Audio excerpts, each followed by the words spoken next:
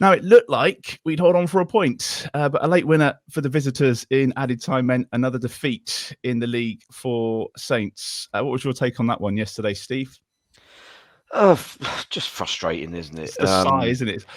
Yeah. At the moment, everything starts with a sigh. Oh God, we've got to discuss this again. Yeah, it's just what it seems to be. We get to and this has been a repeating problem for God knows how many years, that we get to the end of the season and we're kind of safe. We know that there's nothing tangible to achieve, because I'm not convinced that players care that much about one particular league position over another when there's no sort of European qualification or anything like that at stake. And yeah, I mean, we've essentially decided, afternoon in the sunshine, let's just kind of kick our shoes back and just relax a little bit. And yeah, it was frustrating. When you think you get the early lead and you think, great, we've started this one well. Let's get a grip on this, and we can have this game wrapped up by half time. And yeah, we got into the lead, and it was just like, oh, okay, well, that's our job done then. Yeah, very frustrating. And I think to be honest, I mean, credit to Zaha for the finish from that distance, but the amount of time and space that Bednarek gives him, it's like, I mean, he's got his back to goal on the edge of the area. I mean, what else is he going to try and do apart from work a yard of space and turn and shoot? There's literally nowhere else for him to go in that situation, and yet he still lets him do it. And it was just weak, and it kind of sums up his calendar year really for me. I'm very, very disappointed with him in particular. I mean, it does kind of feel like I single him out every week, but it's doing my nutting. Well, Mark's used the word shambles. I think I've seen the word whimper as well on the comment section already, Glenn. What word would keep it clean? What word would you would you use to to sum up the performance yesterday? Just, I think we got the defeat that we deserve, really. You've thrown this one at me with no preparation, so I'm going to come up with insipid. There you go. That's a good one, isn't it? And we don't have to bleep it out for the radio either. That's good. Not at all. It was atrocious from start to finish. I've seen it said that we were better in the first half than we were in the second. No, we weren't. We scored in the first half from a set piece, as usual. We created nothing. We did nothing going forward. 3 passes, if you're lucky, just rubbish. The midfield and the attacking players didn't put the effort in. They didn't put the effort in when we had the ball to find space for people to pass to. And they didn't do the work defensively, because what happened was basically the Palace 3 in the centre of midfield were up against Romeo and Ward-Prowse, and they were just getting dragged everywhere. They were getting no help at all from the wide players. The formation just fell apart. I mean, going right back to when Ralph started, do you remember when he got the groundsman to mark out sort of areas on the pitch, so squares, yeah, so he could teach the players this 4-2-2 formation, and the way that the spaces between the lines is basically crucial to it working from a defensive point of view. So the players have got to be switched on for starters, and the players have got to put the effort in to make sure they're in the right place, and they run, and they all, go in a cohesive manner. If you don't do that, then 4-2-2 is so easy to play through, and that's what Palace did. The amount of times Schlupp and Gallagher in particular were completely free, and they were just open all the time, and even a player as limited as MacArthur could just pass the ball 20 yards forward to their feet, and then we were in trouble the whole time. The back 4 didn't cover themselves in glory on the 2 goals we conceded, but they were under pressure the whole game because there was nothing going on in front to stop to stop Palace coming through. As far as going forward was concerned, I mean, when we were playing well, Salisu would pick the ball up and he'd have options. He could go wide, he could go into centre of midfield, who wanted the ball, and he could go to the forward players along the ground. That's what we did. There's none of that now. Midfield players don't want the ball. Wingers aren't making any runs. Forwards are running forwards. They're not looking for the ball. So what do? We end up just banging it forward. And that, you keep hold of the ball maybe one time in 20. And you've got a player like what's his name, Anderson, at the back, 6'4". Oh, thanks, I'll have that. And that Mark Gurhey was totally untroubled. Made him look like Virgil van Dijk back there. He had absolutely nothing to worry about in that game at all. And it was pathetic for 90 minutes. And I wasn't even bothered when we let a goal in. You know, when Zaha scored in the last minute, Palace deserved to win. The only reason they were pretty toothless up front in the first half. That Mateta guy was pretty useless. But as soon as they took him off and brought Zaha on, and they brought on Elise, and I just thought, my word, there's no way we're going to hold out. So it was the most unsurprising thing in the world to me that Palace scored, and unsurprising and predictable is something that I think I'm going to come back to later on. Yeah, okay. Well, we'll get on to the starting lineup and the goals. I mean, Dan, after we scored, only one team looked like they wanted to win the match and were going to score again, and it certainly wasn't Southampton.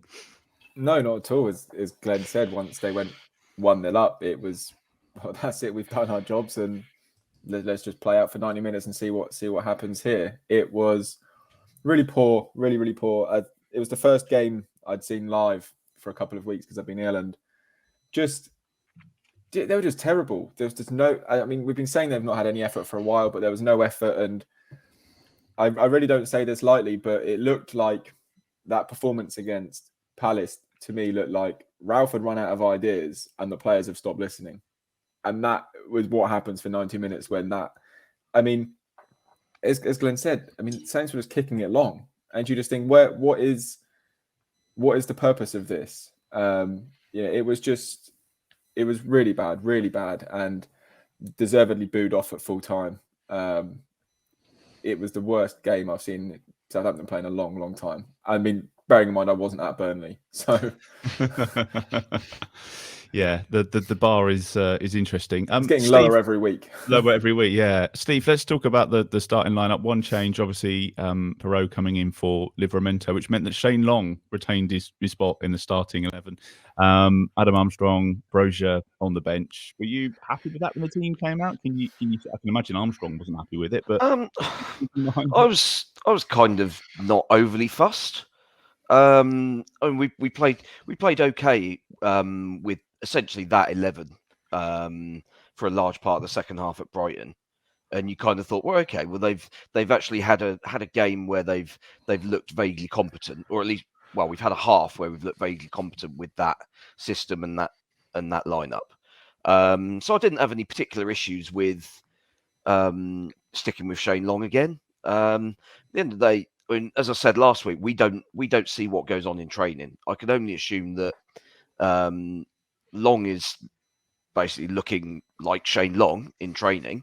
What we see, like the good parts of what we see from him when he does get a game, and Adam Armstrong is showing absolutely nothing, because otherwise, surely you'd be putting your £15 million centre forward into games like this where there's tangibly nothing to play for. And yet, yeah, I mean, there's obviously something not quite right there when, because I mean, let's be honest, we're assuming that Shane Long is out the door in the summer, out of contract as a 35-year-old. Seems fairly implausible that he's going to get a new deal. Although I'd say his kind of contributions since Christmas. Yeah, I don't know. I mean, if you're going to give him a pay-as-you-play deal or something cheap, he may be worth keeping around. But I mean, he's certainly not a player who should be getting first-team starts in live Premier League games. And yeah, I mean, it kind of exposes the. While we've kind of thought we had depth in squad, actually, when one or two are kind of not firing on all cylinders, even when fit. Actually, we're still kind of struggling sort of beyond the sort of first 11. I mean, Brozier's clearly way off the pace at the moment, which is a problem. And I mean, I'm not sure it necessarily helps the manager coming out after the game saying that he's not seen enough from him when he's come on. It's like, well, yeah, okay, that not may the be first true. time this season that he's I mean, Yeah, and he's tried the stick approach rather than the carrot a few times, hasn't he? And I mean, to be fair, earlier in the season he got the desired response, but it does kind of feel a little bit like sort of banging the same drum, and eventually people stop listening. Glenn, what was your take on the starting lineup, the squad, and those coming off the bench, and obviously the lack of impact? Because something's not quite right. I was going to stay in the pub when I saw the starting when you lineup. saw the starting lineup, to be honest, no one would have blamed you, by the way. There's no point in being. I mean, the two I have the issue with is Shane Long and Nathan Redmond. There's no point in being angry with those two players because they are what they are. Shane Long is a 35-year-old striker who hasn't had a half-decent season since 2016. Nathan Redmond is what he is. We know what he can do. We know what he can't do. We know what he won't do. It was predictable. They did exactly what they always do. The problem lies in, and Steve touched on it. Why are they seen as being the best option in what is basically a dead rubber game?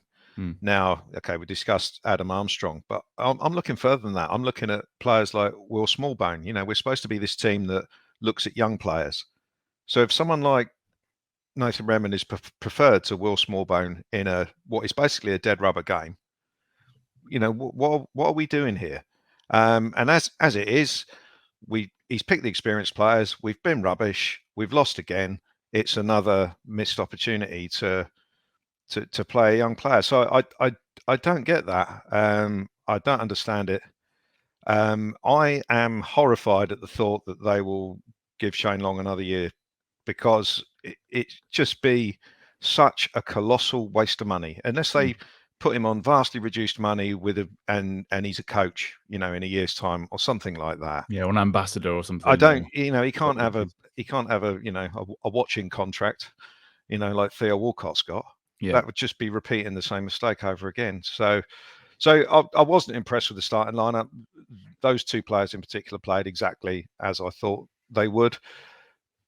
But there were other players who dipped horribly below what they can do. Romeo scored the goal, but he was playing in quicksand the whole game.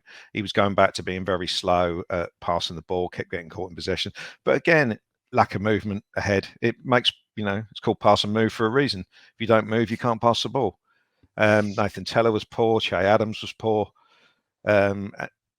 So I wasn't impressed with it. The substitutions, when they did eventually come, Brozier looked like he couldn't wait to get back to Chelsea, to be honest. He tried a little bit, but he seemed to be hanging out on the left wing for some reason. I don't know if that was tactical or whether that was just where he ended up running. Stuart Armstrong did more in 5 minutes than most. I mean, it's a low bar, but at least he got the ball down and tried to play. And he had the snatch, he had the shot over the bar, and he had he created and played a 1-2 and hit that shot wide at the end. And the final insult to Adam Armstrong was the fact that we ended up with Nathan Redmond playing up front, and I think he touched the ball once. And it was just poor. So I don't know. I mean, Ralph can blame the players for not making an impact all they want, and he can bemoan the lack of quality. He picks the team, and that's the team he picked, and it just, we didn't look like we had a clue. And I hadn't really thought about it until Dan said it. It does look like they aren't listening, or they can't be bothered, or he can't get through to them. You can talk about formations all you like. Again, I think the mindset and the attitude from the players was such that it wouldn't have mattered what formation we put out there. It still would have been pretty awful. But Ralph's got to look at himself. It's not good enough in my book. Maybe he is, but it's not good enough in my book just to throw certain players under the bus when you've picked the team, and that was entirely predictable how it would turn out. We'll come back to Ralph in a sec. Dan, I just want to, at the start of the season, he was talking about how he wanted 2 players for each position, but it seems that maybe he doesn't trust the bench, perhaps, or have they just recruited badly? Because I'd settle for 1. He was saying, yesterday he said, I expect more from my guys coming on, and he didn't make any changes again. He's been a bit reluctant to make changes in games. So is he just not perhaps trusting the players that he's brought in, or are they just not doing enough when they do get the time? Well, I think it goes back to a point that that Steve made earlier. I mean, we're not watching training, so we're not seeing day in day out what these players are or are not doing at Staplewood. But the players he brought on yesterday were good enough to make an impact. They were good enough to change the game. They push Saints on or whatever. Brozier, we've seen what he can do. Stuart Armstrong, one of the club's better players, you'd argue. I think Elianusi came on towards the end. He's had an okay season, better than many thought he probably would have done. They're not three poor players he's brought on, but they just came on, and Armstrong aside, just didn't look all too bothered by what was going on. I think it goes deeper than just the substitutions and not making changes. There's clearly an issue, or there's something is completely broken down from whatever Southampton are trying to do. And one of the things that I know that the club was so keen to avoid happening, and they were kind of talking about this in sort of Jan time as well, when that good run, was capitalizing on that and not letting the season fizzle out. That was the one thing that didn't want to happen this season, because it happened last year, probably happened the year before that, I can't remember. Project Restart was all right actually, but before Project Restart, the season was fizzing out because they were on a poor run of form. And it's happened again. They've missed an opportunity to, how many points off Tottenham were they when they beat Tottenham? It was like 2 or 3 points off Tottenham. It was something silly, wasn't it? Like Tottenham they were within a win of catching Tottenham. Not that they would have caught them, but now look at them. It speaks of mentality. It speaks of coaching. And I asked Ralph after the game, because he spoke about the level they are at, but then kind of said, but we didn't even reach any kind of level today. And it's about and he's like, whenever we get to this position, we fail. And we need to make that next step. And then I said, well, how do you make that next step? Is it your coaching? Is it better players or investment? And he was like, everything, all of the above, basically. So, yeah. Steve, is it a case of just fine margins? Because at one point yesterday we were 9th in the table, and then by 5 o'clock we're 15th. I think we're 3 points off 10th as it stands. Is there a danger that we're overreacting, or is it as bad as we're making out? Well, I mean, the 90 minutes yesterday was as bad as people make out. I don't think you can really kind of sugarcoat it. But I mean, it's odd that, I mean, we've basically had 3 really strange seasons, and next season's going to be even stranger still, with a 6-week break and smack bang in the middle of it. Yeah. So I don't think there's going to be any kind of sense of what is normal until probably another 18 months, 2 years time. It's a difficult one. I mean, even in this kind of bad run, there's been halves or 10-20 minute spells in games where you can see, okay, right, we've got ourselves sorted. Now let's kind of push on, and then something happens and we collapse and just fall into bad sort of bad ways again. And I think part of it comes back to something that I said, I can't remember if it was last week or the week before, about that actually the players that we've got, their mentality is of players of the level that we are. That's why we're so wildly inconsistent. That if they're all on it, and the system is set up in such a way to negate what a potentially stronger opposition is bringing to the table, then yeah, sure, we can compete with pretty much everyone. I mean, as we've said, we've drawn 2 games. We've shown that, drawn 2 games against City, who are still likely to win the league. And I mean, should have won at least one of those games.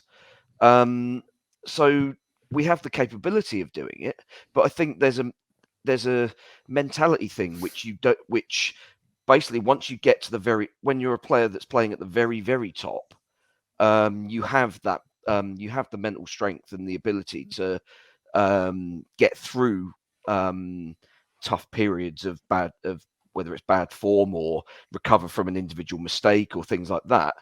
Whereas players at only ever so slightly lower level just don't quite have the mental attitude to to get through those phases, and that's basically why we are so wildly inconsistent.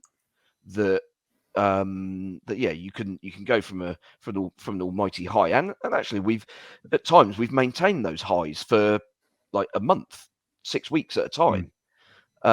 Even when we've had tough fixture lists, key players being injured, suspended, or whatever, and yet there is just this kind of nagging feeling of at this point when we're on the 1st of May, and it's like, well, this is just the same old, isn't it? And it's just immensely frustrating, really. I mean, as we mentioned, I mean, this summer is going to be a huge sort of barometer of where this new ownership kind of sees the club. Are they going to? Is there going to be significant investment to make the?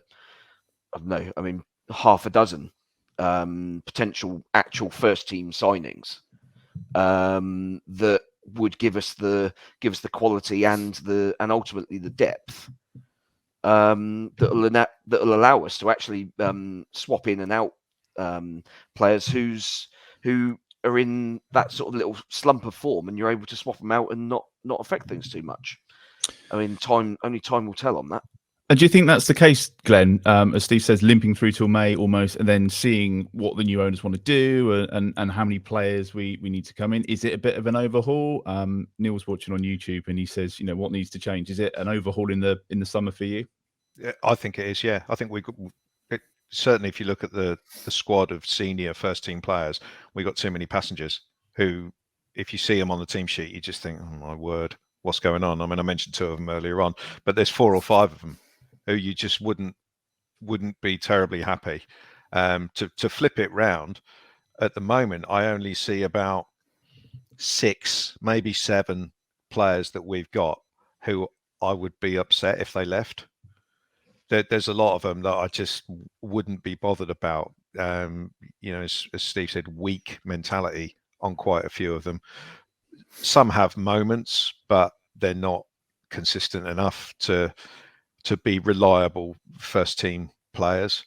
I mean, we've just played Palace. Palace are an interesting example. They spent a lot of money in the summer, but they cleared out a lot of their deadwood, if you like. A lot of players came to the end of their contracts, like Gary Cahill and Scott Dan, to name but 2 very highly paid players who they'd had for years or had for a while, and they got rid of them and they replaced them with the 2 centre halves they got now. Okay, they spent a bit of money, but they probably saved on wages. So that's the sort of thing that I think we need to do, is to, don't renew contracts of players who have been here for a while and they're not going to get any better. But it is difficult for a club of our size to make 6 or 7 signings who are going to be, first team contenders, because it will cost a lot of money. I mean, you're talking probably 100 million plus. So we've got to save that money or make that money from somewhere. And obviously we don't want to sell one of the good players in order to do that. We want to save it by getting rid of some of the deadwood and saving money on wages that way. Yeah, but selling James Ward-Prowse is not the answer, is it? No, it wouldn't be. But no matter how much we talk about it on Talk Sport. but we have to. If you listen to that, then then you deserve all you get. People like that idiot Jamie O'Hara and Gabby Bonlahor. My word, I just watched the little clips on Twitter. Well, I've set him off now. I want to shoot myself. It's impressive how Gabby Bonlahor is actually as thick as he sounds. Yeah, it's impressive. It's impressive, and they see that as a reason to put him on the radio. But there you go. But back to us. Yes, we do need a bit of an overhaul, and as I say, there are too many players for me who are stinking the place out, and we just need to move on from those sort of players. I mean, just off the top of my head, Walcott, we're not getting any value from whatsoever. Gineppo's never going to do it. It's just not. Even first team regulars like Steve's mentioned Bednarek. If we can sell Bednarek for whatever 10-15 million quid or whatever, and use the money and the wages to buy, a better centre half, someone like Anderson or Gurhey, someone like, obviously we can't sign those two, but someone of that ilk for, a little bit more money, then that's what we need to do. There's going to be some hard decisions, and some first team players might be leaving, but we got to make sure we get it right. Otherwise, we are going to be severely struggling, and we need to find a goal scorer, because we had a little purple patch from Brozier and Adams, which unfortunately happened at roughly the same time. And we had those wins, but if you look at their goal output at the end of the day, it's 6 and 7 in each. Not scored since February in the league. That's just not enough. We haven't replaced the goals that Danny Ings scored. We just haven't, and we've had a few from midfield with Prowsey with the set pieces, obviously, and we've had the odd contribution from Elianusi and Armstrong, but it's just not enough, and it's not sustainable. So if it's not going to be Brozier, or if it is him, he needs to score more goals next year. And if it's not him, we need to find some way of, the forward line contributing more goals than they have this year. Otherwise, it's going to be really, really tough. Kilkenny Saint is watching on YouTube. He agrees, Glenn. He says, need to clear out in the summer. A lot of these players we know aren't really up to the standard. Matthew's been asking Dan, are we safe? And that's a really interesting one, because at the moment, I don't know where we're going to get another point from. And it looks like, obviously, Everton and Burnley as well have picked up a bit of a run in form. Are we going to be all right, in your opinion? Well, I mean, technically speaking, no, they're not safe. But I do think they are. They are safe, yeah. I think they won't go. I'm going to say they won't go down. Southampton won't go down. I mean, if they go down, then it will be absolutely remarkable. There's the clip for the internet. Yeah, they're not safe mathematically, but I would be genuinely shocked. I mean, they could still very much finish 17th, but I don't think they'll go down. I really don't think they'll go down. It's a bit of a 6-pointer, Steve, almost at the weekend. God, it's not a 6-pointer. It's a must-win game. Losers back in the relegation mix.